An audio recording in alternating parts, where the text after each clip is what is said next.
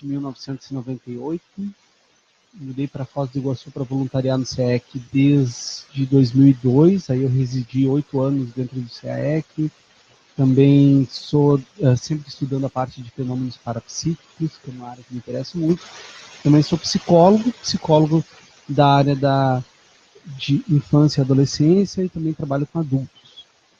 Então, a minha experiência aí também em psicologia, tanto que eu já trabalhei com situações de violência, instituições de acolhimento, e também na parte estudando todo o desenvolvimento humano. E aí, por isso um pouquinho o tema sobre valores assistenciais, sobre como ajudar a desenvolver essa habilidade nas crianças, um pouquinho para a gente ligar também esse assunto com a Conscienciologia. Bom, para iniciar assim a palestra, a primeira coisa que a gente tem que pensar é a ideia de valores. Tá? Valores sendo aquilo que você tem várias definições em termos de filosofia, sociologia, psicologia, e a ideia de valores como sendo aquilo que é muito importante para nós e que valorizamos, de que temos um interesse, que é diferente um pouco de metas. Metas, por exemplo, a gente considera, eu quero correr uma maratona, isso é uma meta. Aí eu posso estabelecer um plano e tal, como fazer, mas o valor do cuidado da saúde, ele não tem um fim, ele é algo que sempre se continua, ele é uma direção, ele é aquilo que eu me interesso, que seja importante para mim, isso é a ideia de valor. Valor assistencial, esse é um tema muito estudado na psicologia e a gente está falando aqui também porque a ideia da conscienciologia, ela tem como um dos princípios a ideia de evolução, como sendo a evolução para se desenvolver através da assistência a outras consciências. Sejam consciências, como a gente diz, pré-humanos, animais, plantas, como também as consciências em geral. E aí, seja consciências intrafísicas dessa dimensão ou consciências extrafísicas que estão em outras dimensões. Então, esse é um valor que é considerado fundamental dentro da conscienciologia, que entendemos que evoluímos através da assistência. Porém, a gente às vezes não para muito para pensar, primeiro, sobre esse valor da assistência, por que ele é importante, e se a gente não tem clareza do porquê ele é importante, a gente acaba não conseguindo ter uma noção de como passar isso para as outras pessoas, porque que esse é um valor importante para mim, como que eu posso ajudar outras pessoas a que se torne um valor importante também para elas, mostrar o porquê que vale a pena trabalhar com comportamentos mais assistenciais. Então, bom, do ponto de vista da psicologia, se entende o ser humano como um animal social. Por quê? Porque nós temos os estados emocionais e como é que a gente sabe que uma criança ou um adulto está com raiva? Ele sente o estado emocional de raiva. Como é que a gente vai saber? Pela expressão facial. Então, eu tenho algumas características na expressão facial de raiva que também aparecem em animais, no cachorro, no gato, que a gente consegue perceber que ele está com raiva, e isso mostra que se altera a minha face, ela tem uma função, as emoções, de, além de me provocar sensações, comunicar a outras pessoas. Se as emoções, que é algo biológico, têm a função de comunicar a outras pessoas, então, biologicamente também a gente começa a perceber que nós somos seres sociais. E para existirmos, a gente precisa de outros seres humanos.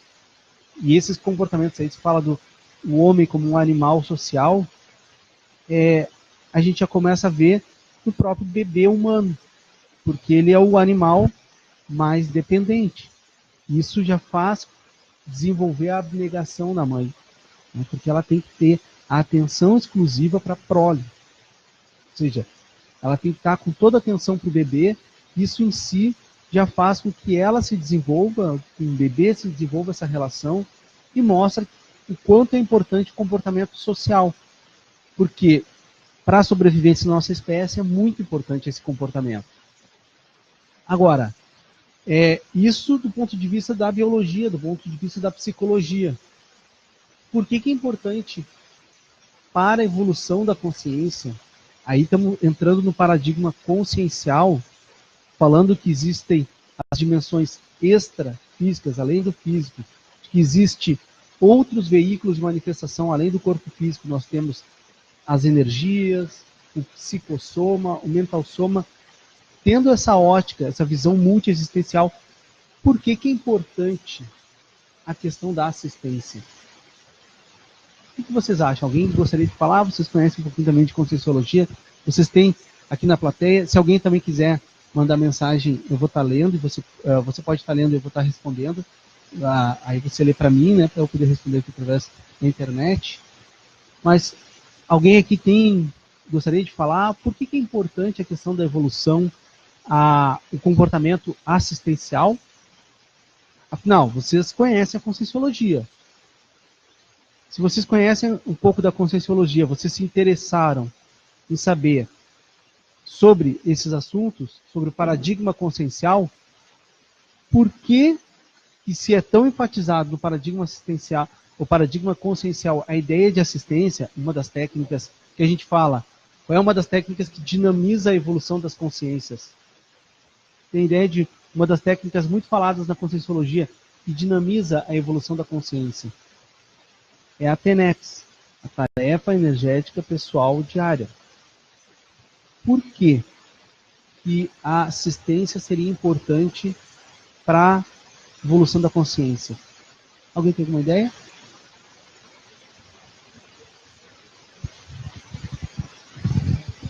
Eu acredito que seja o aprendizado. Porque a partir do momento que você está dando assistência, você está recebendo assistência, você está passando informações, né? E adquirindo aprendizado também. Você está ajudando, você está aprendendo. O nome? A Norma está dizendo que, na sua visão, a importância da assistência seria, para a evolução da consciência, do paradigma consciencial, a questão de aprendizado, porque ao ato de assistir, eu também acabo aprendendo. Vocês concordam? Vocês discordam? Qual a opinião de vocês? Por que é? E eu estou falando alguma coisa que, primeiramente, seria básico. Se a gente se interessa, próprias ideias da Conscienciologia, quem fez algum curso, uma palestra básica, já se fala de evolução e assistência. Ok? Mas por que a assistência é importante para a evolução? Alguém mais tem uma ideia? Quer falar? Eu tenho algumas coisas também que eu vou também estar trazendo. Então, olha só. A ideia de evolução e de assistência, a ideia de evolução, a gente está falando do paradigma consciencial, que eu admito que tem dimensões extrafísicas através do quê? Através do empirismo pessoal, da experiência pessoal. Eu saio do meu corpo, através do fenômeno parapsíquico, da projeção da consciência, e começo a interagir com outras dimensões, e aí tem diversos outros fenômenos que ocorrem, e que vou começando a observar que existe uma outra dimensão ou outras dimensões. E começo a observar que também há outros veículos de manifestação. Aí é dentro da minha área de estudos de parapsiquismo. Você tem fenômenos como fenômenos de aparição de consciexes, aparições de consciências fora do corpo projetadas. Você tem fenômenos de exteriorização de energia, de percepções de chakras. Tem diversos fenômenos que te mostram, através da vivência, que há uma ideia toda unificada, que foi essa criada a ideia da projeciologia, e que dá base, através das experiências, para a ideia da conscienciologia. Mas a gente está falando que tem uma outra ideia aí, que é a questão da multiexistencialidade, de que a consciência ela vai em diversas vidas evoluindo, e essa evolução tem relação em ela trabalhar os traços pessoais, começando a aprender a dominar o instinto, a parte mais física, essa parte do corpo, e aí ela vai começando a desenvolver essa evolução. Porém, por que entra o conceito de assistência? Porque somos seres sociais, essa é a ideia da da psicologia, da ideia da biologia, de que somos seres gregários, a gente tem comportamentos pró-sociais porque isso é importante para a manutenção da espécie.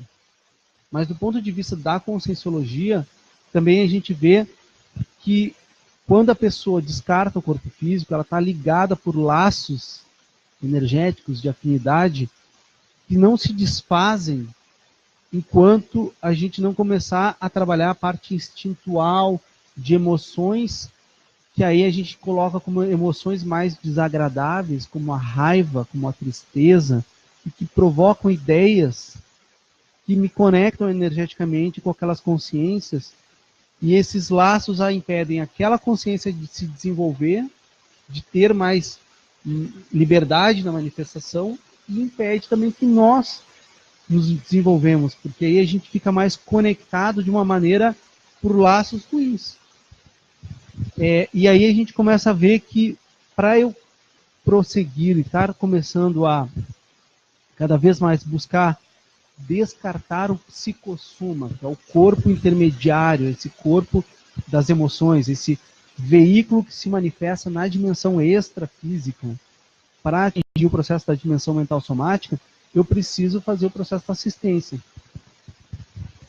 Dá para aprofundar muito nisso, tem questões filosóficas aí, você pode fazer todo um aprofundamento. Por que eu trouxe isso? Porque nós vamos trabalhar com conscienciologia, queremos passar para os nossos filhos, ou netos, ou sobrinhos, a ideia de valores assistenciais, porém a gente não tem clareza por que isso é importante.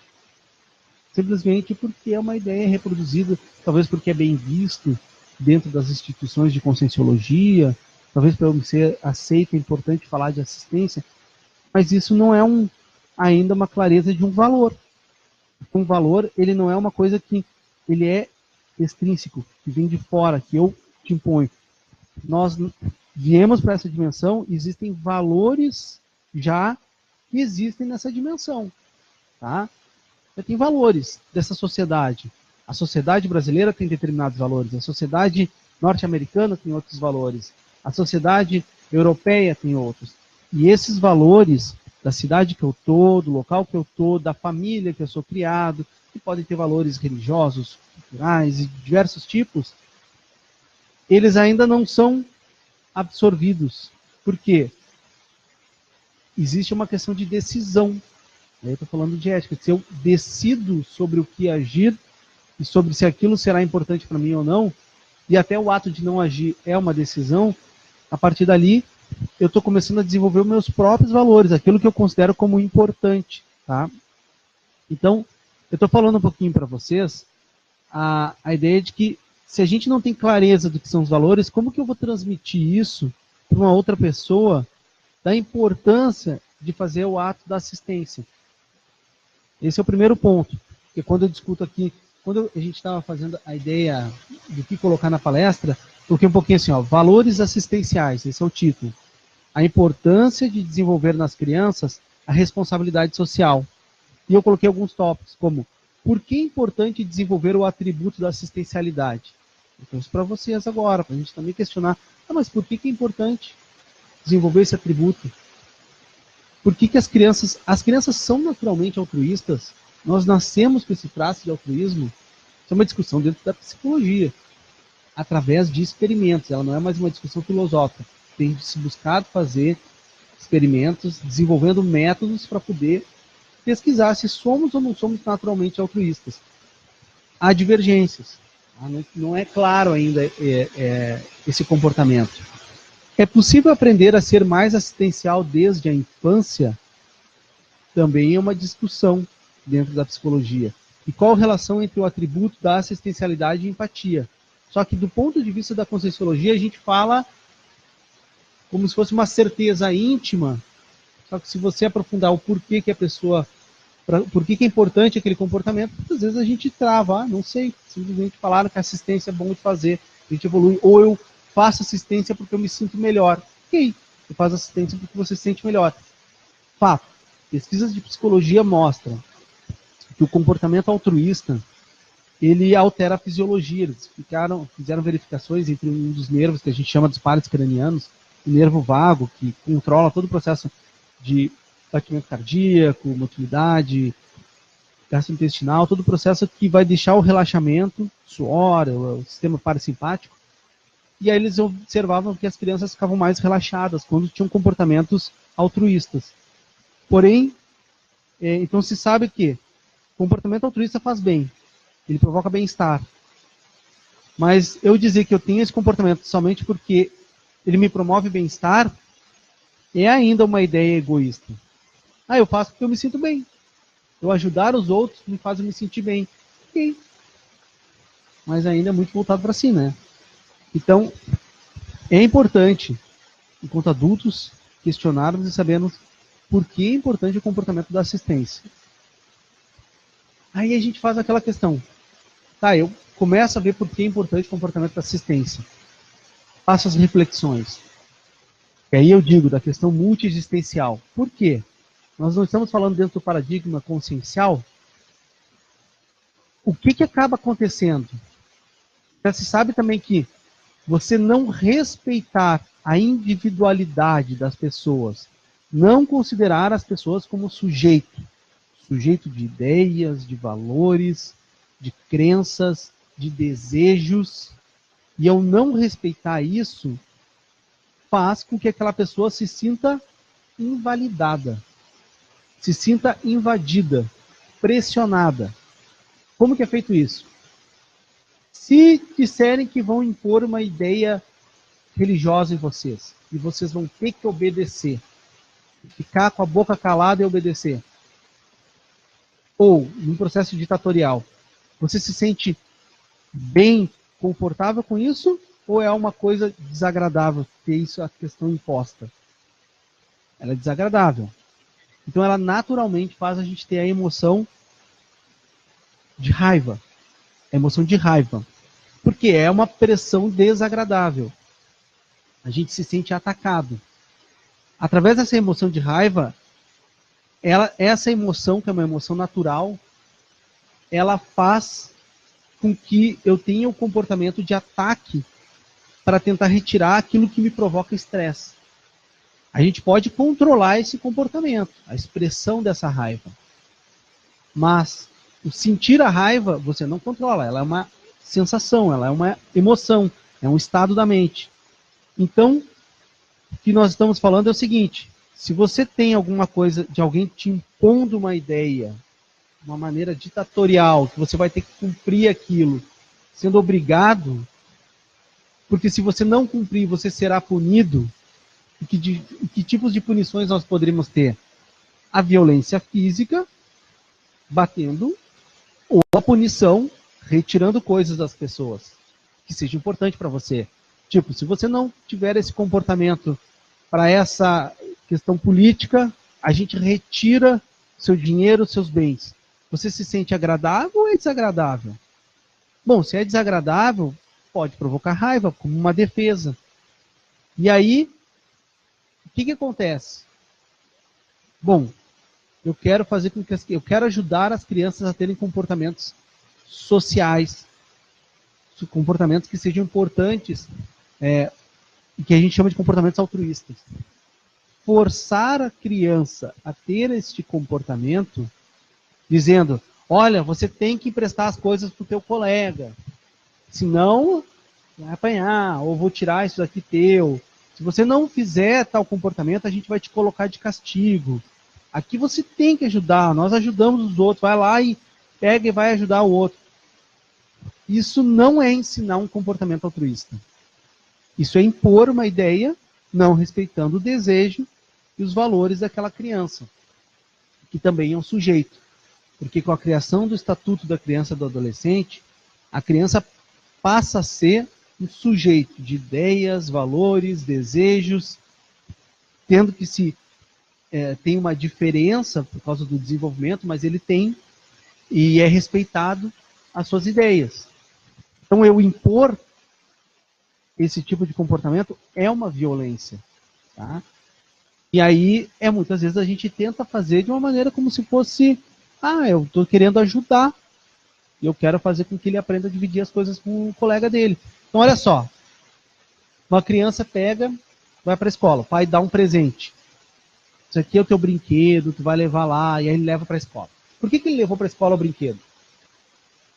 Muitas vezes, porque aquilo é importante para a criança, gera um estado de felicidade, e a emoção felicidade, ela serve para compartilhar com os outros o meu estado de felicidade. Por quê? Porque, enquanto animais, se descobrimos água, estamos no deserto, aquilo vai gerar uma felicidade, um bem-estar por ter descoberto água. E você comunicar para outros da sua espécie que você descobriu água, ajuda com que nós sobrevivemos. Por isso que as pessoas não têm felicidade, eu vou guardar minha felicidade num cantinho, não conto para ninguém que estou completamente feliz. Não é bem uma felicidade isso. Então a felicidade a gente quer retribuir. Ela nos impulsiona a abraçar, beijar, comunicar aos outros que eu estou feliz. Só que se uma criança leva então um brinquedo para a escola, porque ela está feliz, querendo mostrar para os colegas dela que ela ganhou aquele brinquedo, e aí um colega acaba quebrando aquele brinquedo dela, e o pai chega e diz, você quebrou o teu brinquedo, não soube cuidar, agora você não vai mais levar ele para a escola. O que eu acabei de ensinar? Que a criança tem que aprender a cuidar das coisas dela. Sim, mas eu não desenvolvi um comportamento social.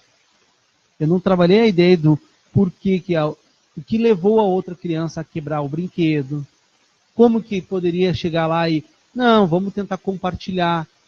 Aí, isso em psicologia, e aí isso é importante para a gente entender também para a conscienciologia, os pesquisadores hoje em ciência, eles estão tentando ver, cara, por que é importante, né, essa ideia de assistência? Então eles estão dividindo em teorias da mente, que é um conceito dentro da psicologia, e eu vou explicar um pouquinho para vocês, teorias da mente, empatia e comportamento pró-social, ou comportamento altruísta. Teoria da mente é aquela ideia onde, é uma teoria, por quê? Porque eu não consigo ver as emoções, certo? A gente pode ver a expressão. Eu posso ver uma pessoa agitada, com o batimento cardíaco mais rápido, a expressão facial fechada, mas eu estou vendo a emoção raiva? Não, eu vejo o efeito. A emoção, a gente aprende no colégio, né? Emoções são abstratas. São coisas que a gente não toca. Então, por isso que é uma teoria. Porque eu estou falando de algo que não é concreto, veja somente o efeito. E por que teoria da mente? Porque uma teoria também me permite predizer. Ou seja, tentar prever o que eu vou fazer e o que o outro vai fazer. Quer ver a teoria da mente na prática? Você vê uma pessoa saindo na rua, aí passa alguém correndo assim, chega e aborda ela. Aí você vê a pessoa pulando, que é tudo reação observável. Pula, põe a mão na carteira e sai correndo. E das pessoas estava com uma arma e aquela saiu correndo desesperada, gritando. Que emoção que ela pode estar tendo? Medo. Mas como é que eu sei que é medo? Eu cheguei lá, trabalhei com a pessoa para saber que é medo? Não. É uma inferência. É uma interpretação minha, a partir dos sinais dela, de que aquilo lá que ela está tendo, junto com aquela ação, ela está tendo a emoção medo. E a emoção medo, eu sei como é que é o medo em mim, e aí eu já estudei o que é o medo em outras pessoas, e eu faço uma inferência de que ela vai ter o comportamento de fugir. Isso é teoria da mente. Eu imagino o que o outro vai fazer, o que o outro vai sentir. Por que isso é importante? Porque a teoria da mente, ela tem relação com o comportamento altruísta, com o comportamento assistencial. Mas essa é uma ideia, porque eu suponho o que o outro está pensando, verifico como é que eu sinto as minhas emoções e tento imaginar como que será nele. Por exemplo, o cachorrinho está ali na rua, começa a chover, está frio e ele começa a tremer. O que ele está sentindo? Como é que a gente sabe? Está chovendo, está ventando, a temperatura caiu, ele treme e está molhado e começa a chorar. O que ele está sentindo? Como é que eu sei o que ele está sentindo? Porque eu faço uma percepção em mim, eu tento ver como é que eu já senti frio, como que seria ficar na chuva, como que é eu ter aquela sensação, e eu faço uma inferência, eu imagino, eu crio uma hipótese de que aquele cachorro está sentindo frio. E aí eu estou me colocando também no lugar do outro. Além de eu fazer essa teoria da mente, isso vai me ajudar para o comportamento que a gente chama de empatia, que é se colocar no lugar do outro. Bebês, eles têm um comportamento reflexo no primeiro mês de sorrir. Mas aquele sorriso não é porque ele está sorrindo para o pai e para a mãe. Ele é reflexo. Mas ele é um início de comportamento empático. Então a empatia tem um processo reflexo. Ele começa uma coisa instintual. Bom, o serial killer, o psicopata, eles supõem que esse cara tem uma boa teoria da mente. Ele tem psicopatas que conseguem ter realmente imaginar como é que a outra pessoa se sente. Ele consegue dizer, não, aquela pessoa está triste, ela sente tristeza é assim, mas ele não tem empatia. Ele não consegue se colocar no lugar do outro. Isso aí faz com que ele tenha um comportamento de sociopata. Ele pode ser alguém que prevê um monte de coisas, extremamente hábil em lidar com as emoções e observar as emoções do outro, porém ele não tem um comportamento empático. Então a empatia é importante desenvolver em crianças? Claro. Entender o que é empatia é importante para eu desenvolver a habilidade de assistência nas crianças? Também. A empatia é uma habilidade social. A empatia para a evolução, desenvolver essa capacidade, essa habilidade é muito importante. Então eu falei, teoria da mente é uma coisa, empatia é outra. O terceiro ponto é que se eu tenho empatia, eu posso até me colocar no lugar do outro. Então tem crianças que é instintual, ela consegue sentir um pouquinho do que o outro sente. Isso é um comportamento empático. Mas ela não tem ainda a teoria da mente desenvolvida. Ela não consegue dizer assim, olha, ele está sentindo exatamente isso. Como é que ela sabe que a outra criança está sentindo? É que reflexo. Por exemplo, se você pegar um bebê e ele estiver chorando, você colocar do lado de outro bebê chorando, começa a ter o choro contagioso. É um choro praticamente quase que por reflexo.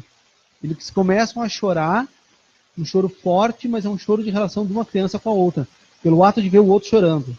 Então, esse comportamento, ele é empático, mas ele vai desenvolvendo com a idade, conforme a criança vai crescendo, ela vai desenvolvendo o comportamento da teoria, a teoria da mente. Pessoas com autismo não têm desenvolvido, essa é uma das hipóteses, a teoria da mente. Ou seja, eles não conseguem, com o autismo ele pode até ter a empatia, de se colocar no lugar do outro. Ele sente, uma coisa reflexa, ele vê, e ele acaba sentindo, mas ele não consegue supor exatamente que tipo de emoção que o outro está tendo, como é que é a interação com o outro. Por isso nos provoca um mal-estar, porque eles parece que a gente está interagindo com alguém que não tem uma resposta daquilo. E aí também nos provoca uma sensação. Então, empatia, teoria da mente, e aí, tendo isso desenvolvido, eu consigo prever que eu quero fazer comportamentos assistenciais. Eu falei algumas coisinhas de psicologia para vocês, para tentar entender um pouquinho. Olha só, se eu pego no léxico, vou sair um pouquinho aqui da câmera, mas o léxico de Orto Pensatas, é porque isso ajuda nas nossas reflexões.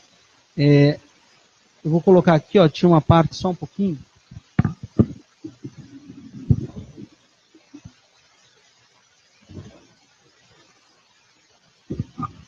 Na parte de assistencialidade, eu estava lendo agora há pouco, e alguns comportamentos, por exemplo, de assistência.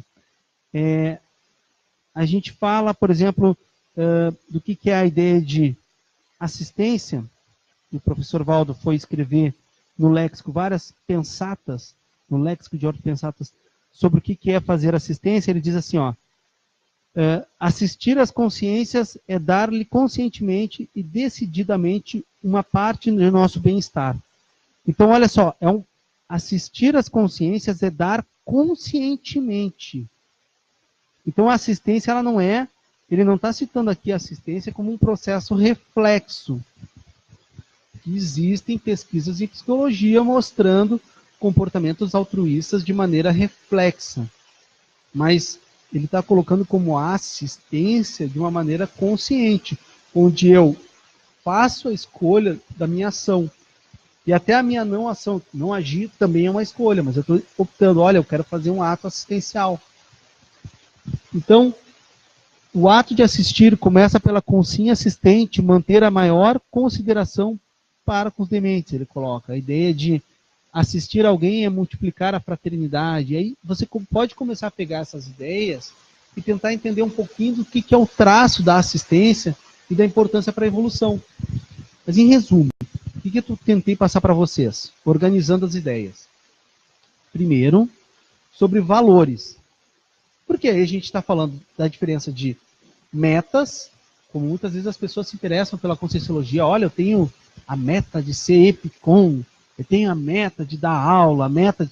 Ok, meta, você é uma ação, que você vai lá, você cumpre a ação, quando você cumpriu a ação, você atingiu aquela sua meta. Então, como eu disse, eu posso ter a meta de correr uma maratona, eu corro a maratona, acabou a minha meta, cumprida, e eu posso fazer um planejamento dessa meta. Porém, a questão de valor, ele não é uma meta, ele é algo que é importante e que eu vou estar permanentemente seguindo. Me distanciar dos meus valores é me distanciar do meu sentido de vida. Então, conhecer os meus valores, conhecer um pouco mais o meu sentido de vida. Então, aí eu falo, valores assistenciais. Por que é importante o valor da assistência? Aí eu dei um pouquinho da ideia da importância para a psicologia, para a biologia, ok. Admitindo que o ser humano é um animal social, eu falo das questões biológicas, de sobrevivência da espécie, mas por que para a Conscienciologia isso é importante? Que não é só para a Conscienciologia, isso é uma questão que vem desde a antiguidade, a ideia de assistência. Por que é importante a assistência para a visão de desenvolvimento do ponto de vista da evolução de múltiplas vidas, de múltiplos corpos? Por que é importante? Então, aí a gente já começa a entrar num ponto que muitas vezes a gente simplesmente só age aqui sem ter muita reflexão sobre esse ato. E aí que vale a pena refletir. Porque se eu quero passar um valor para alguém, eu tenho que ter muita clareza de por que aquilo é importante para mim, por que é um valor, para daí eu poder transmitir essa ideia. Indo em valores, aí eu falei um pouquinho para vocês sobre o que é teoria da mente. Eu expliquei essa ideia de uma teoria, porque eu não vejo as emoções, eu faço uma inferência sobre o que o outro sente, a partir das ações dele, das reações corporais. Eu imagino o que ele sente e consigo predizer, olha, se ele está com medo, ele provavelmente vai correr. Se ele está com raiva, provavelmente ele vai bater. Uma inferência, com uma boa probabilidade de acerto. É uma teoria da mente. Eu estou interpretando a mente de outras pessoas. Aí tem o comportamento que a gente fala empático, me colocar no lugar do outro, e o comportamento pró-social, de fazer ações que sejam benéficas aos outros. Falando um pouquinho disso, aí por isso que eu trouxe esses questionamentos. E aí a gente faz aquela pergunta, como desenvolver? Existem técnicas pedagógicas. Para vocês terem ideia, é super importante você ensinar para as pessoas, devido à teoria da mente, ensinar ela, e é uma coisa que a gente vê bastante em psicologia, que as pessoas têm dificuldade de dizer, estado emocional que eu estou, por exemplo, classificar. Ah, é raiva, é tristeza, o emborramento é o quê? Eu estou aperreado, dependendo do que é a região, estou nervoso, mas o que é essa emoção? E essa emoção me provoca que sensações? E ela me impulsiona a fazer o quê? Fazer isso com criança é importante. Se vocês estiverem aí, que você também tem criança aqui na plateia assistindo, você pode perguntar para os seus colegas. Você sabe o que é? O que são emoções? Quais são as emoções? Para que elas servem? A maioria das pessoas não tem. Eu atendo muita criança e as crianças não têm essa clareza. Aí se você começa, por que você age dessa maneira? Qual é a emoção? Não tem essa ideia. Saber, isso a gente está falando de desenvolver a habilidade de se perceber as suas emoções. Porque ajuda a tentar entender por que os outros sentem aquelas emoções. Por exemplo, quando alguém chega e diz, não fique triste. Eu estou invalidando um estado emocional da pessoa. É semelhante eu chegar assim, ó, Ó, sente esse perfume. Quando a pessoa vai sentir, eu não sente o perfume. Não tem, porque é um processo olfativo, você não tem como controlar. Então, uma emoção você não controla, você controla a expressão dela. Eu posso dizer, olha, você tem o direito de sentir raiva. É teu direito. Você não tem o direito de bater. Bem diferente. E eu posso trabalhar em mudar ideias. Olha, você tem raiva daquele seu colega. Vamos trabalhar a teoria da mente? Vamos se colocar no... tentar imaginar por que aquele seu colega agiu dessa maneira? O que ele sentiu? Agora vamos trabalhar a empatia. Como que você sentiu em você? Como que é você sentir raiva? Se alguém tirar alguma coisa de você, como você se sente? Vamos tentar imaginar como que ele se sentiu? Aí eu estou tentando fazer uma explicação. Entender como é que foi aquele comportamento. Aí eu posso determinar em ter uma ação pró-social ou não. Eu também não posso obrigar a pessoa. Ela pode, por exemplo, fazer uma reflexão, entender e não querer perdoar. É a decisão dela. Ou pode perdoar e decidir, eu vou lá ajudar o outro.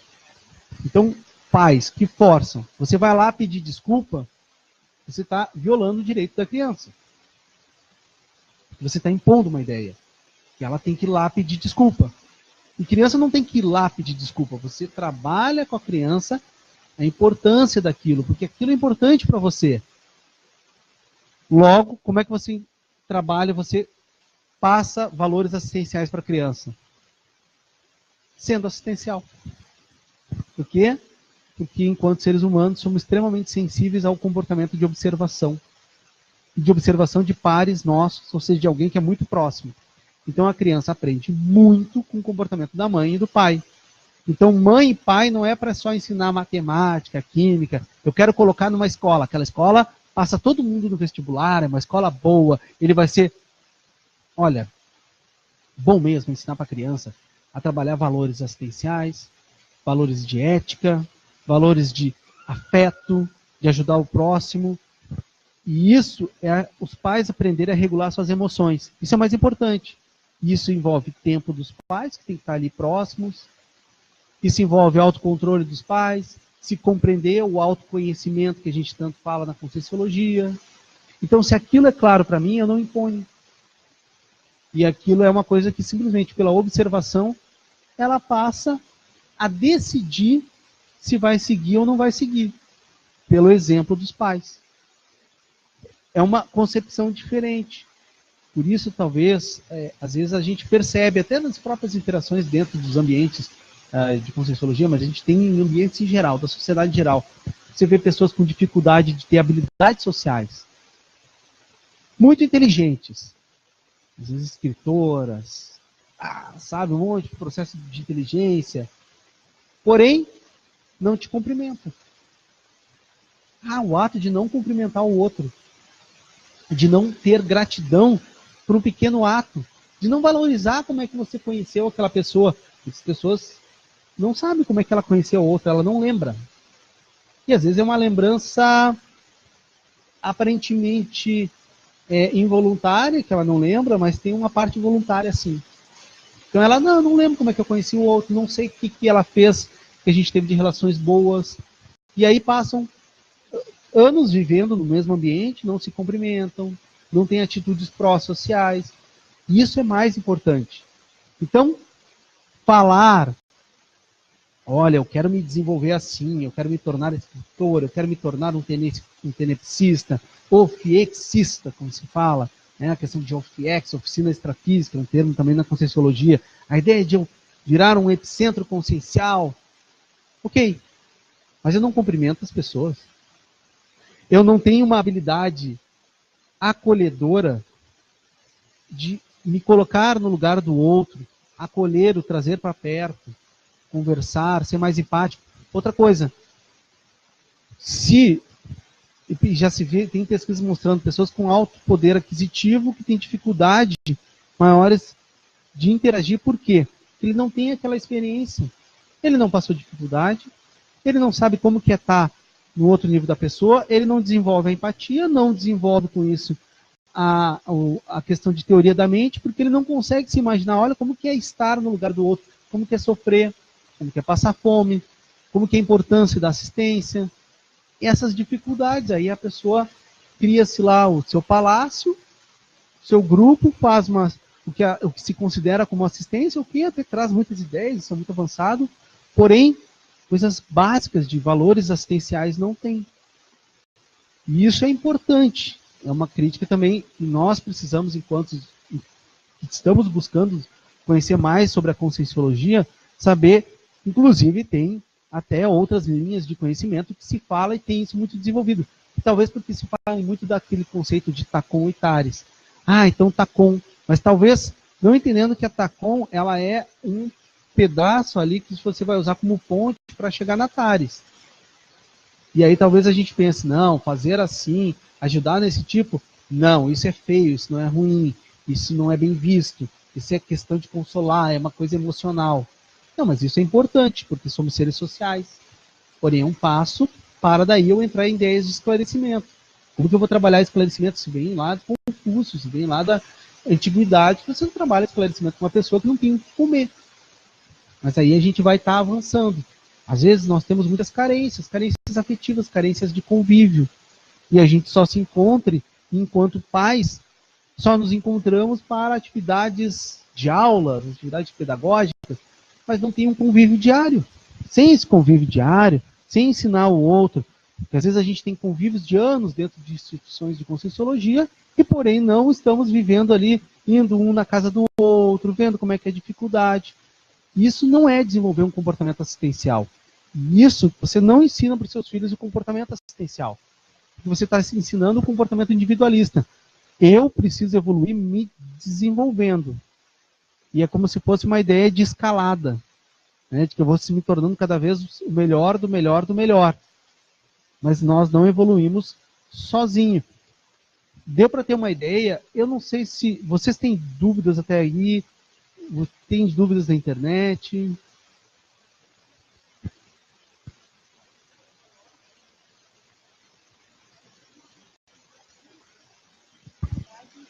De reconhecer.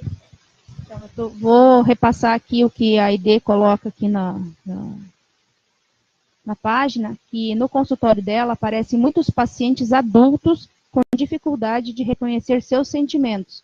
Trabalhar com as crianças sobre emoção e sentimento é fundamental para ajudá-los a conhecerem, se diferenciarem. Inteligência emocional, tão importante quanto inteligência cognitiva. E aí eu vou te fazer a pergunta, como que a gente auxilia as crianças a desenvolver essa inteligência emocional? Isso é coisa da psicologia? É um assunto que a psicologia desenvolve, mas é um assunto de importância para todos nós, porque nós estamos considerando a ideia do paradigma consciencial. Olha só. Então, é a questão de valores. Aquele pai que ele pega e coloca assim, ó, meu filho vai estudar em determinada escola. Ele está pensando em que sentido do filho estudar naquela escola. Número 1, questão financeira. Eu opto por ser escola pública porque eu não pago. Pago o imposto, mas não pago ali, vou desembolsar mais. É uma escolha? É uma escolha. É uma escolha baseada na questão financeira. Então eu posso optar entre colocar numa escola particular ou pública. Eu posso colocar porque aquela escola tem um horário integral. Com isso eu consigo trabalhar porque eu não tenho tempo de cuidar dos meus filhos. A escolha, ela é por ser integral ou não, o tempo que a criança passa na escola. E não financeira só. Aí envolve uma questão de tempo. Que aquela escola até pode ser paga, mas ele diz, eu vou optar em colocar meu filho numa escola paga, é difícil, mas é que eu permito com isso trabalhar e ela ser integral, eu posso ter mais do meu tempo. Ok? É uma escolha também. Eu posso colocar o meu filho, porque aquela escola, ela trabalha habilidades. Ela é muito boa na parte cognitiva. Os alunos dela são os melhores em medicina, em engenharia. São alunos que passaram numa USP, que passaram nas melhores faculdades federais. Que valor que eu estou ensinando? Vocês já viram propaganda de escola colocar os nossos alunos são top. Eles passaram em primeiro lugar em pedagogia, em educação artística. Não. Porque isso é curso de quê? É ensinado de uma maneira, né, subentendida de que isso não é um curso bom, que dá dinheiro, que dá status, que dá valor, prestígio social, né? Que não é bom. Então eu estou passando o valor para meus filhos de que colocar naquela escola é porque ele vai ser ele o melhor. Ele vai ser o cara do Enem, o cara que passa de todo mundo. Esse é o valor que eu estou ensinando. E lá ele vai, com certeza, ter um desenvolvimento cognitivo muito bom, pode ser hábil em português, hábil em matemática, vai ter oficinas de ciência ótimas. Mas isso não trabalha os valores emocionais.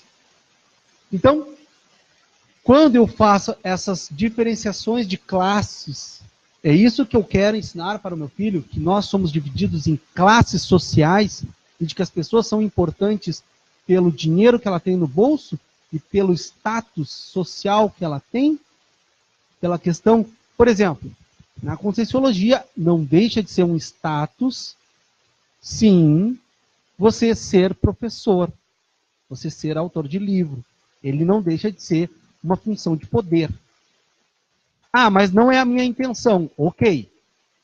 Aí é isso a importância de você se autoconhecer.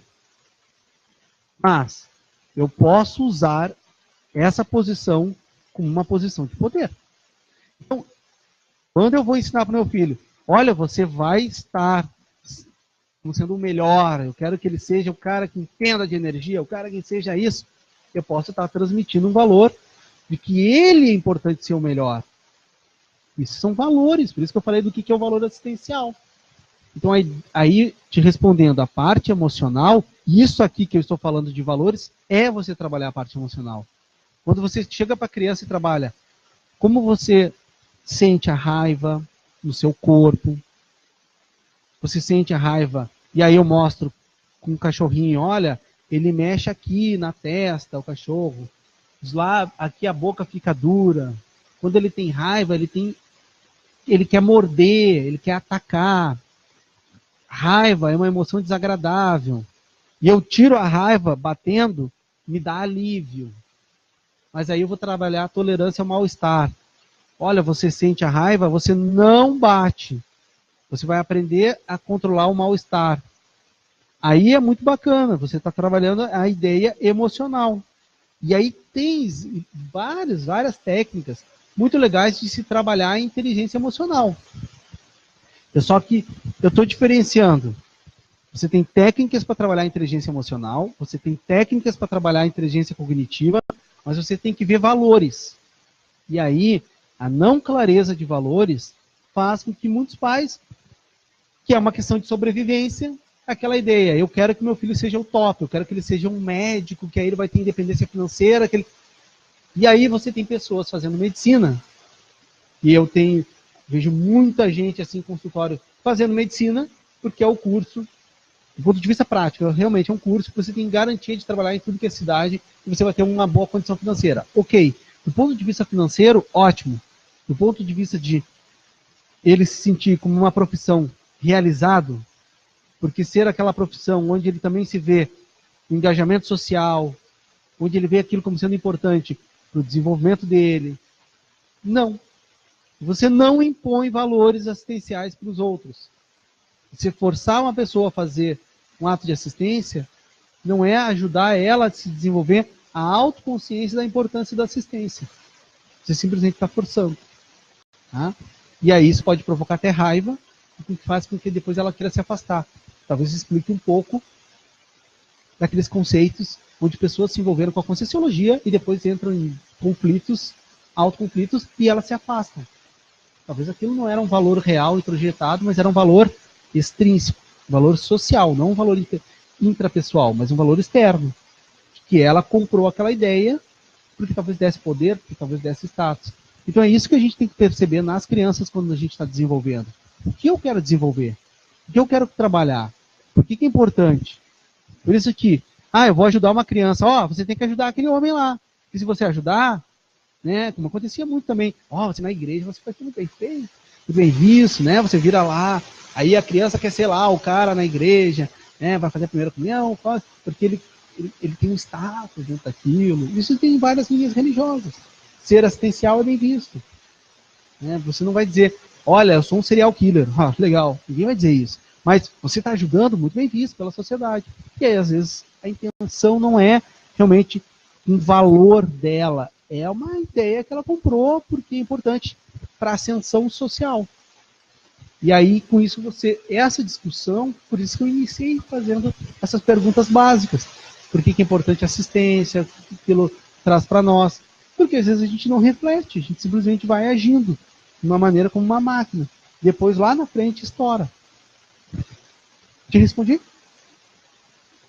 Vocês têm dúvidas? Querem perguntar?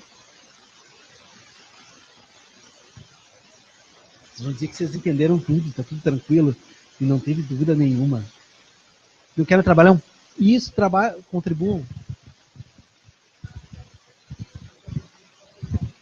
Então, para contribuir com um pouco de experiência, eu tenho uma filhinha de 5 anos. Uma das coisas que a gente faz com ela, quando ela está sentindo algo ou quando ela quer, a gente tem que respeitar também muito a criança, ela desenhar. Como que é desenhar como uma pessoa com raiva, desenha uma pessoa que está triste, é porque ela vai perceber e ela vai reconhecer aquele sentimento. Ou que, filha, o que te deixa feliz? Você acha que o outro gostaria? Então a gente tenta trabalhar esse reconhecimento. Acho que é uma das coisas mais básicas, é o reconhecimento mesmo do sentimento. Aí vem um outro conceito dentro disso que você falou, que é o seguinte. Aí a gente não para estudar a importância de desenvolver o mental soma. A gente não para estudar e ver o seguinte. O que é felicidade? O que é felicidade? Aí a pessoa só diz, felicidade? É uma emoção, eu me sinto bem com felicidade. Sim. Mas, o que é felicidade? Aí as pessoas começam, olha, eu me sinto feliz quando isso acontece, aquilo acontece ou aquilo acontece. Ok. Então a sua felicidade, ela parece tão flutuante quanto um balão no vento. Porque se o vento bater para o oeste, você vai para o oeste. A tua felicidade vai para lá. Se o vento bater para o leste, a tua felicidade vai para lá. Você é dependente de coisas que acontecem. Então é aquela felicidade. Se eu ensinar isso para a criança, eu estou ensinando. Olha, você vai ser feliz se você tem o carrinho lá do Hot Wheels. Você vai ser feliz se você ganhou lá e teve uma festa de aniversário. E aí os pais começam a bajular a criança, porque ela tem os seus alterações de estados emocionais, e elas bajulam a criança para trazer e se sentir feliz, e dando felicidade com coisas. Então eu faço uma ampliação do que você estava colocando um pouquinho, porque aí nessa ideia de falar das emoções, voltamos à questão reflexiva do que é uma emoção, do que é a felicidade, do que é a raiva. Por quê? Porque o mais comum se o menino está com raiva, você não pode sentir raiva. E com isso eu estou fazendo a invalidação do estado emocional dele. E com isso eu começo a gerar um monte de conflitos íntimos. Porque o conflito eu tenho um desejo para um lado, eu tenho um desejo para outro lado, e esses desejos não coabitam, não compartilham. E aí eu teria que ceder entre um e outro. Mas aí não, eles começam a brigar. Que é, por exemplo, a criança pode ter raiva, o que seria natural ela sentir, e ela discordou de um ato. Aí ela ainda não entendeu por que aquele ato está errado, e o pai vai lá e diz, não tem que ter raiva. E ela não consegue controlar a raiva. E aí ela começa a dar uma ideia, aí, meu pai tá brabo, sente raiva, e eu tô com raiva, não posso sentir raiva. E aí começa a dar um conflito. E a criança começa a ter uma invalidação emocional, gera um monte de transtornos. Então, se entende, na verdade não é um contraponto, na verdade eu peguei essa sua ideia, ampliei, que é para ampliar que na educação dos estados emocionais, vou te passar, na educação dos estados emocionais, a gente também questiona como que é o tipo de emoção. Isso tem bases filosóficas e é muito legal de tentar entender esses assuntos. Cuidado que a gente tem que é não rotular o sentimento como bom ou ruim. O sentimento é necessário, faz parte, mesmo a tristeza ou a raiva. Tem muita gente que rotula, você não pode sentir isso porque isso é ruim. Aí a criança, ela tem que negar, ela começa a pensar que, bom, se eu sinto isso, eu sou uma criança ruim. Que é um ponto muito importante, você está colocando a ideia de dizer que tem emoções boas e emoções ruins. Esse é um conceito que eu já discuti. Se você disser que você tem emoções boas e emoções ruins, você está dizendo que você evoluir é você ter emoções boas. Emoções, elas são estados. Emoções, no que eu entendo, na minha concepção, ela é agradável ou desagradável. Mas a emoção está lá no cérebro. Eu entendo que um serenão, ser que a gente entende como um modelo evolutivo, ele tem um cérebro que o permite ter raiva. Mas por que ele não tem a raiva? Porque aí envolve modificação de ideia, de compreensão. Então, por exemplo, uma pessoa chega lá e diz: eu tenho raiva do fulano. Isso é uma ideia que gera um estado emocional. Mas tem uma ideia por trás. Envolve o ódio, a não aceitação, a conflitos que ela tem ali de desejos não realizados. Mas ela partir, compreender mais como é que é o outro, por que ele teve aquela ação, como que aquilo seria comigo. Aí você está desenvolvendo a teoria da mente, que eu falei, a ideia de empatia, de se colocar no lugar do outro. Eu estou trabalhando, e aí eu posso decidir daí questão de assistência ou não. Estou ampliando esse modo de pensar. Aí eu fiz uma reestruturação no modo de pensar. Eu reciclei ideias, é a tal da reciclagem intraconsciencial, reciclagem de ideias, de valores, de opiniões, de julgamentos, e o estado emocional está lá. Então o serenão, ele é alguém que vai ter uma compreensão maior. Não tem como fazer isso sem desenvolvimento mental somático, que envolve cognitivo, que envolve multiexistencial, multidimensional. Agora, isso é uma ampliação no modo de sentir, tá? Mas, resumindo, até não sei como é que a gente está com o tempo, eu digo assim, você está trabalhando ideias, mas os estados emocionais, é muito importante dizer, aquilo ali é só uma sensação, ela pode ser agradável ou desagradável. O fato dela ser desagradável, eu posso aprender a suportar. E aí eu me torno mais forte. Então, qual é a importância dos pais? Pais são reguladores de emoções. Trabalhar com a criança, que ela está sentindo fome, e com isso ela chora, você trabalhar que ela vai ter atendido essa necessidade. Mas simplesmente não deixar a criança sentir nada. Qualquer coisa que ela tiver, você está lá. E aí, muitos pais tentam comprar a criança com brinquedos. Por quê? Eu não quero que ela tenha estados emocionais desagradáveis. E ela vai bombardeando a criança de coisas. É a tal da sociedade do consumo, onde eu quero um monte de pessoas felizes, onde as pessoas não sintam. E aí elas começam a fazer a evitação da experiência emocional desagradável. Por isso que pessoas bebem, usam drogas, elas tentam criar uma bolha de não sentir coisas desagradáveis. Dentro do valor assistencial, dentro dessa palestra, e do ponto de vista de desenvolvimento da consciência, para você ser um tenepsista e virar um ofexista, você vai trabalhar com o mal-estar dos outros. E você vai precisar aprender a ter uma compreensão de ver aquela consciência, e imagina você conseguir ver o seu pai, a sua mãe, o seu filho, e, por exemplo, entender que eu não tenho controle sobre a vida dele, e de que ele é uma consciência multiexistencial, não apenas um produto meu. Ele é alguém que é um indivíduo, um sujeito, que vem ocupando um corpo, mas ele vem a várias vidas, desenvolvendo aquela habilidade, aqueles traços bons e traços mais difíceis a serem melhorados. Com isso, eu trabalho a ideia de liberdade, mas também envolve a ideia de acolhimento. Isso mexe com a gente. Por isso que uma maneira de trabalhar essa ideia de valores assistenciais, o parapsiquismo, porque a pessoa começa a adentrar também, aí você trabalhando a ideia com ela, de aprender a ver além das questões físicas, você aprender a compreensão sobre a pessoa. Porque se eu tiver uma compreensão de alguém que age comigo, uma compreensão multiexistencial, e eu consigo ver diversas vidas dela, eu consigo ter ideia, olha, esse é um comportamento que não é uma raiva diferente a mim, mas aquilo é um processo muito mais antigo, uma manifestação dela, onde eu também talvez já tenha até contribuído para isso. Então, a Tereza, ela está perguntando se você já viu O Mundo sob a Perspectiva da Criança. O Guilherme falou que assistiu. É um vídeo no YouTube, um vídeo do YouTube do TED. O Mundo sob a Perspectiva da Criança. Ela pergunta se alguém viu ou se você quer comentar. Eu não me recordo agora, eu assisti muitas palestras TED, então eu teria que chegar em casa e dar uma olhada de novo. Eu estava vendo uma outra recentemente, não lembro se era da linguagem, então não sei te dizer, agora na questão de memória, não estou me lembrando exatamente dessa palestra, eu tenho que chegar em casa, é que eu às vezes guardo não o nome. O Mundo sob a Perspectiva da Criança. Não, essa daqui não, essa palestra TED eu ainda não vi, é o pessoal de Vitória do Brasil, tá, não, essa aqui não.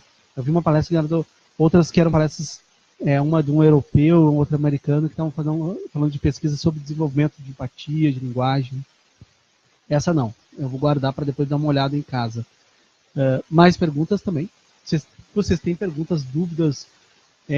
Não sei se traz inquietações. Eu acredito que eu trouxe um modo de pensar. Não vamos dizer que vai ser completamente igual e harmônico com o modo de pensar de vocês. Eu acredito que vocês tenham seus modos de pensar e por isso eu gostaria de saber um pouquinho, se vocês querem contribuir. Eu quero te perguntar como é que você fala sobre a felicidade. Como é que você fala sobre esse sentimento ou essa emoção? Você falou antes, mas... A felicidade, se ela é uma emoção, emoções são tipo ondas. Ela começa a aumentar, ela tem um pico e ela vai embora. Então, emoções não são permanentes. Elas são estados da mente. Simplesmente vem e vai embora. Aí, se eu entender a felicidade somente do ponto de vista de uma emoção, uma pessoa ganhar, na visão de uma criança ganhar um presente é uma felicidade. Fica muito feliz porque ganhou um presente. Mas eu estou atribuindo a felicidade dela a uma ação externa que veio e que provocou felicidade. Mas a felicidade, vista de uma maneira mais ampla, entendendo que nós temos outras emoções que não são agradáveis e que viver é viver o dia e viver a noite, viver o claro e viver o escuro, viver coisas boas e coisas ruins, e que isso é a vida. Aí eu começo a trabalhar a ideia na criança da importância da tolerância ao mal-estar. Porque eu tenho adolescentes que eu já vi onde ele vem aprendendo que se ele se sente mal, aquilo não deveria passar. E aí eu até, inclusive, teve adolescente que me fez essa pergunta. Se viver é passar por frustrações, então para que viver? E aí, com isso, ele começa a desenvolver o ato do comportamento suicida. Ele começa a transformar a ideia suicida num ato. Ele começa, para que eu vou viver? Não tem sentido. Então, se eu não tenho clareza de valores multiexistenciais, isso não é, mas valores multiexistenciais, valores de vida, valores do que é esse claro escuro, saber, se eu não me transformar, fazer reforma íntima, eu não consigo provocar a mudança na pessoa. Então, se eu tenho uma clareza, por exemplo, de que nós temos múltiplas existências, eu tenho que ter vivência. Porque se for apenas uma teoria, eu não consigo passar isso para a pessoa, porque eu não vivenciei aquilo. Aquilo simplesmente é uma concepção teórica de uma coisa que eu acredito ou não acredito. Eu precisaria de uma vivência, para daí eu poder mostrar. Cara, aí a gente começa a trabalhar aquela ideia. A própria Conscienciologia, ela não é uma ideia, ela simplesmente que eu compro ou não. Ela é algo que faz parte, ela é intrínseco, a gente já nasceu com aquilo. Então, te respondendo da felicidade, aí a felicidade ela ampliou e ela passa a ser mais alguma coisa ligada a sentido de vida, a estar de acordo com seus valores. Então, de uma vida que ela tem altos e baixos, de uma vida que, mas eu estou seguindo. Até porque se você chegar no final da vida e perguntar, será que eu tive uma vida boa que valeu a pena? A gente pode chegar à conclusão, mas uma clareza melhor a gente vai ter no extrafísico, né? Então, a gente aqui tem uma limitação sobre pensamento. Eu posso estar me sentindo bem, mas pode não ser. Então, olha, eu acredito, tudo que eu estou vendo aqui, e que foi uma vida que valeu a pena, mas assim, uma clareza mesmo dos meus atos. E aí a tal de um conceito também chamado de colheita intermissivista, né? Que você faz a assistência e você, no teu período intermissivo, entre uma vida e outra, você vai ver o real fruto. Que, por exemplo, eu não sei qual é o impacto dessa fala sobre você, sobre as pessoas da internet, o real impacto e como que isso pode mudar a vida de uma pessoa ou não. Eu não tenho essa capacidade de distensão, mas isso está mais de acordo com uma ideia de sentido. Agora, felicidade, simplesmente eu atribuir coisas boas que ocorrem a uma sensação, como eu disse, uma pessoa que usa droga, ela se diz que ficou feliz, porque ela teve uma sensação agradável. Uma criança que ganha um brinquedo, ela se diz feliz. Isso não é felicidade. Isso é um momento agradável, uma emoção, mas não é a felicidade autêntica. Ela é mais ampla. Perguntas? Então a gente conclui, né, que a gente pode ser feliz mesmo passando pelos sofrimentos e frustrações que a vida nos proporciona? É que o ato de viver é um sofrimento. Porque o primeiro sofrimento maior que a gente esquece. E é o maior sofrimento da nossa vida. Vocês têm ideia qual é o maior sofrimento da nossa vida?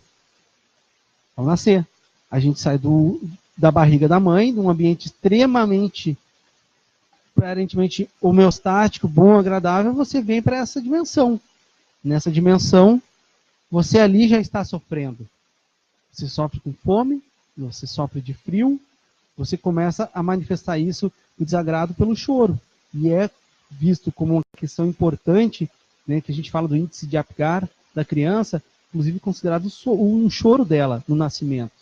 Então, viver é ter uma vida com sofrimento e também com coisas agradáveis. Porque o sofrimento, ele é apenas uma sensação. Por isso que tem a ideia que já vem também da antiguidade, isso vem a ideia do orientalismo, a ideia do taoísmo, né, também da ideia de que uma árvore rígida, ela bate o vento, ela quebra.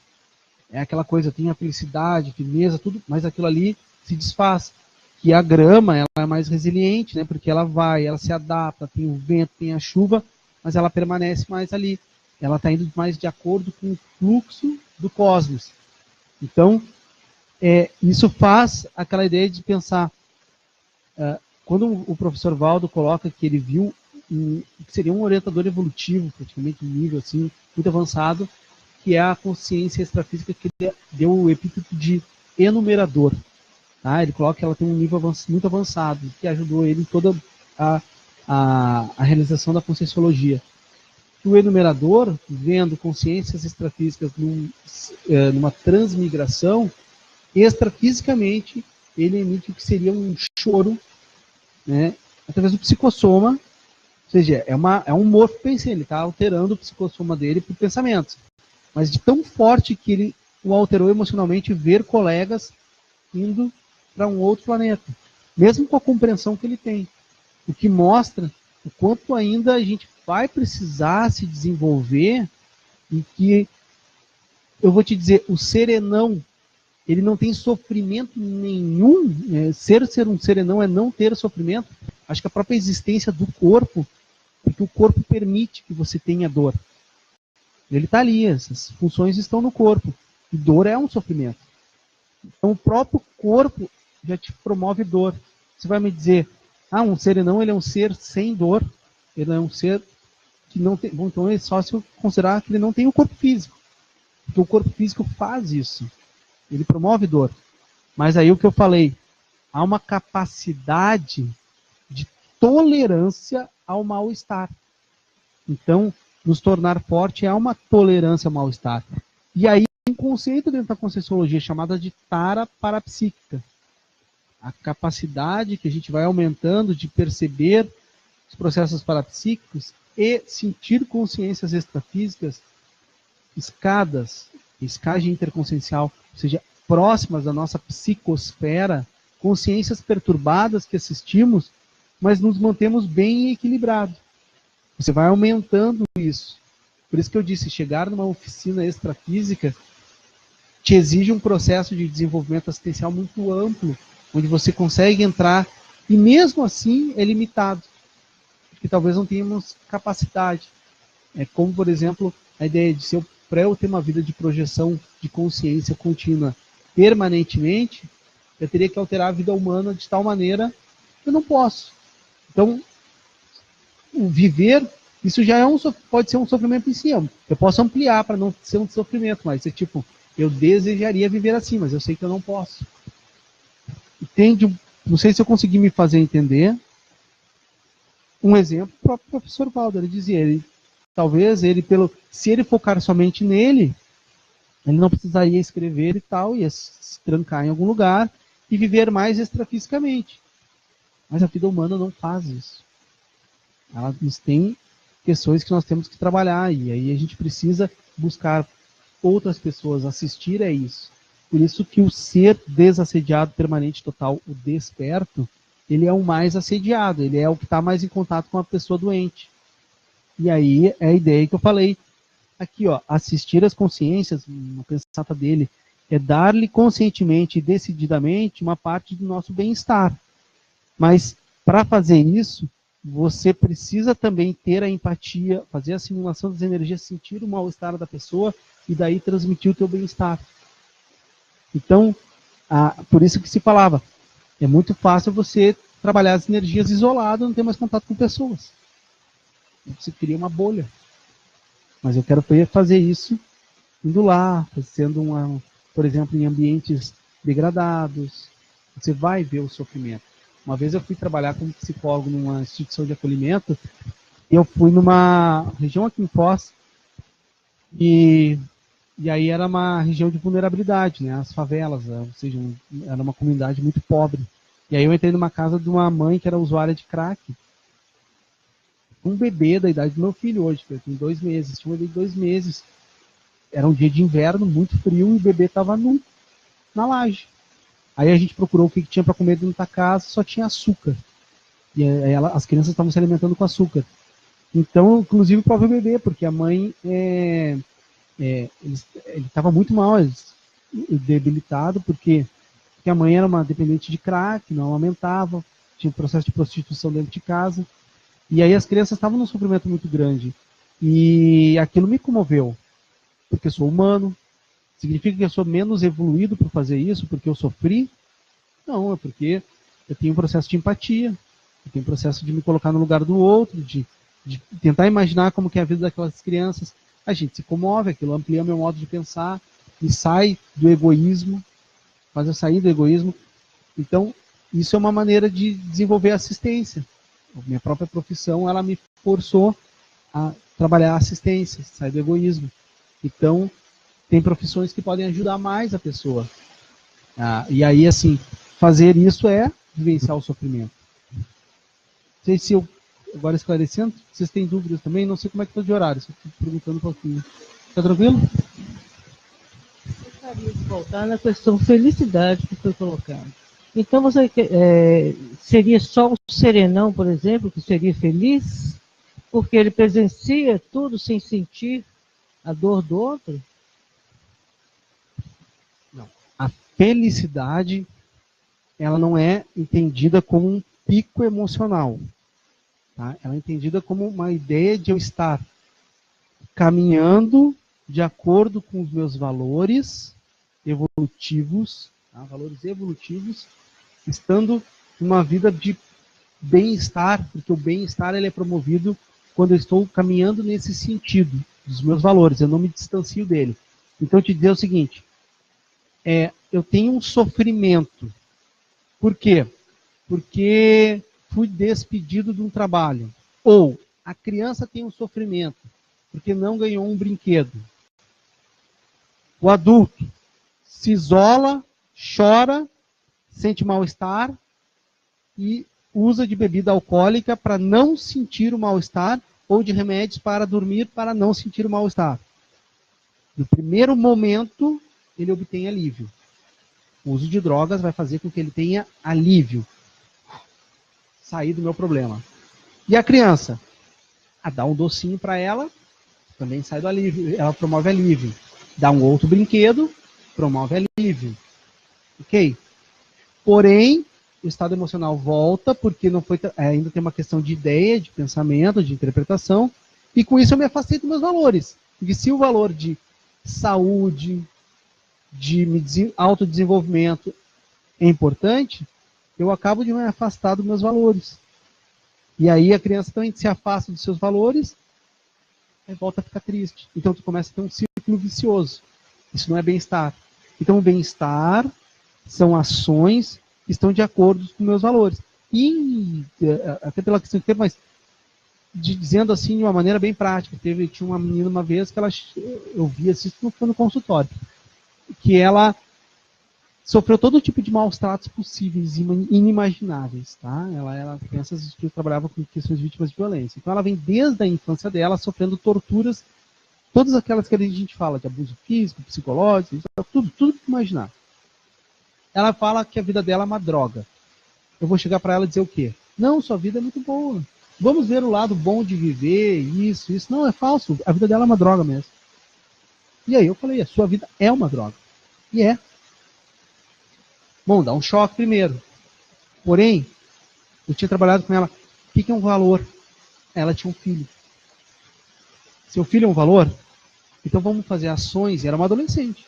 Vamos fazer ações que te promovam a ficar mais próximo do seu filho.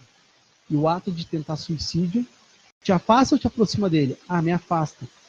Então, te dá alívio no primeiro momento. O que seria uma espécie de felicidade. Mas não é a felicidade. A felicidade é viver com as lembranças das memórias traumáticas, aprendendo a superá-las e se aproximando do valor de vida dela, o valor de estar com o filho. Então, aí a felicidade não é um estado somente. Estou ampliando que ela é um processo de realização, de estar de acordo com valores. E todo mundo pode vivenciar isso. Mas aí nós precisamos conhecer os nossos valores e estar de acordo com eles. Tá? E aí a ideia de que somos seres contraditórios, com autocorrupções. Porque o que é a autocorrupção? A autocorrupção, porque eu sei que aquilo é um valor, é importante, mas eu me corrompo para um bem-estar imediato. Sei, a disciplina, a falta de disciplina justamente é isso. É você, em vez de ceder, em vez de manter o mal-estar para atingir uma meta e cumprir algo que é importante para você, você vai para aquele primeiro caminho que te promove bem-estar. Tipo, um monte de coisas que a gente faz, cumprir coisas em atividade de esporte, um monte de coisa. Dá para ter uma ideia? Consigo te responder? Como estamos de tempo? Estamos de dúvidas? Temos uns minutos. Dúvidas da internet?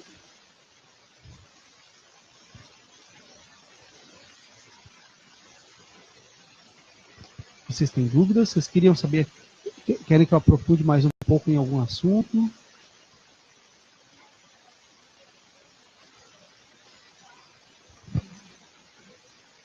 Sim, é que ela quer dizer, é o momento de estar. É um conceito hoje muito trabalhado de psicologia que vem do orientalismo, né, de ideia de estar presente. Isso está sendo já trabalhado, mas são ideias que para nós na Conscienciologia nos ajuda a saber que a própria concepção de tempo é uma concepção humana e que na verdade nós estamos permanentemente em evolução. Né? Então, as nossas ações aqui a gente precisa focar no presente, na dimensão que a gente está.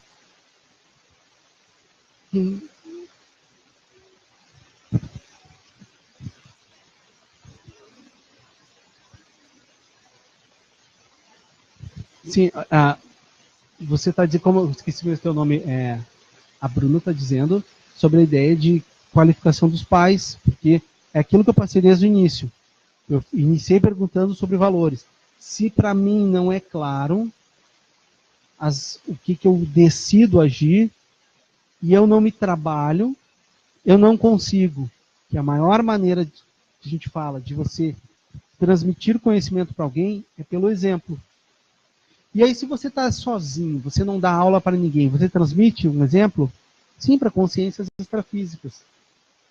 Então aí a ideia, se você amplia o teu conhecimento e amplia o teu parapsiquismo, gente começa a sair do nosso ego e começa a perceber outras consciências, a gente vê que as nossas ações, elas não precisam ser fiscalizadas por uma religião, como Deus está te olhando.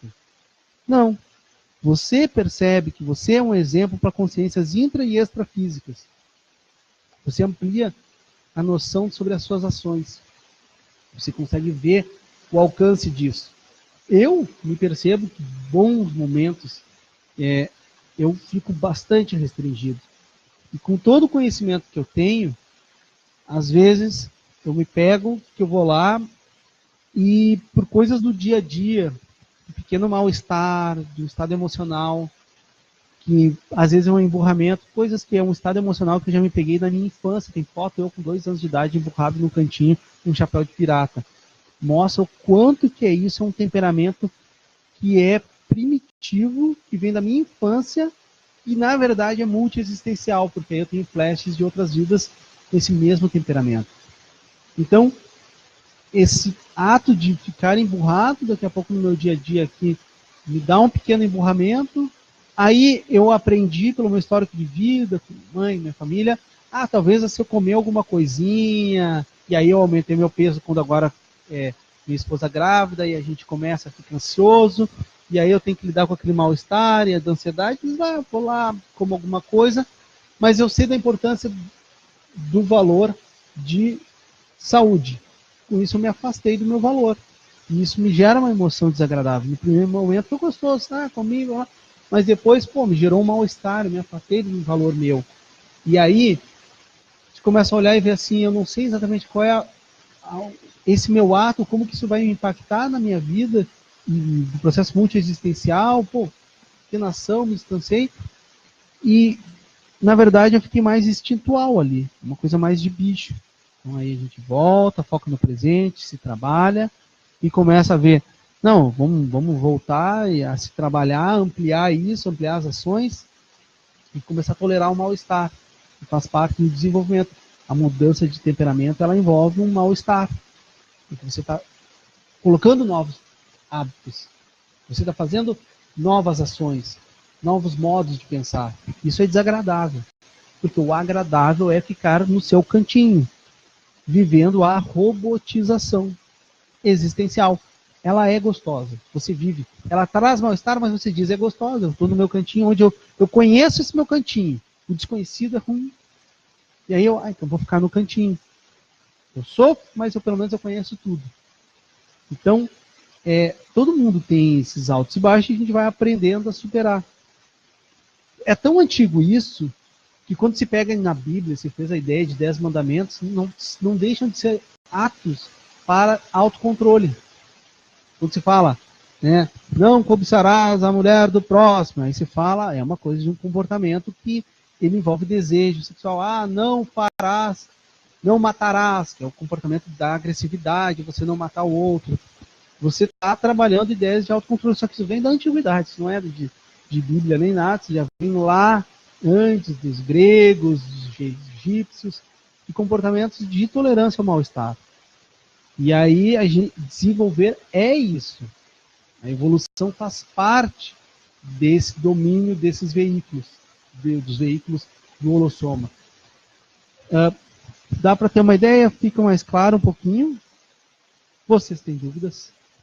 Como que estamos de tempo? Como estamos de dúvidas?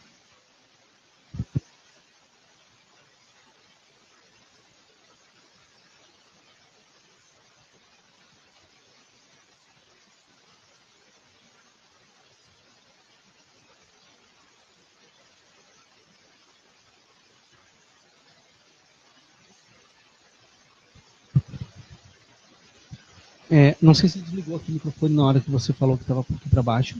Tá? Ela escutou?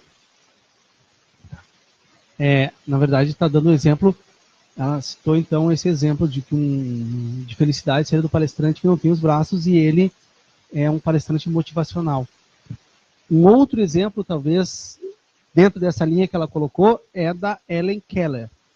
A Helen Keller, que seria até uma hipótese levantada pelo professor Valdo, de que seria uma possível serenona, pensando que você tem graus de desenvolvimento de serenismo também.